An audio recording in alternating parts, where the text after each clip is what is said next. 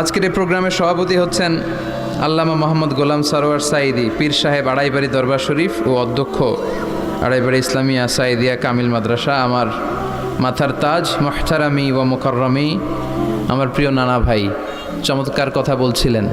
খুব গুছিয়ে কথা বলেন, অল্প কথা বলেন, বেশি বলেন না, কিন্তু যেখানে বলা দরকার ওইটাই বলেন, যা বলা দরকার তাই বলেন, ঠিক কিনা? পীর হতে হলে এমন পীর হওয়া দরকার। অনেক পীরের নাম আমরা জানি, কাউকে ছোট করে কটাক্ষ করে বলছি না। আপনি আমার নানা ভাইয়ের কথা শুনলে দেখবেন যে গতানুগতিক যে পিরালি, এই পিরালি উনি করে না। কোরআন সুন্নাহকে আধুনিকভাবে মানুষের কাছে পৌঁছে দিতে চায়, জোর করে কাউরে মুরিদ বানাতে চায় না। ওনার কাছে মুরিদ হতে আসলেও উনি বানাইতে চায় না, আগে অন টেস্ট করে, পরীক্ষায় রাখে যে আপনি এই বাজে অভ্যাসগুলো ছাড়তে পারবেন কিনা, এগুলো করতে পারবেন কিনা। এবং নানা ভাই মনে করে ওনার হাতে হাত রেখে কেউ বায়াত হওয়া মানে ওনার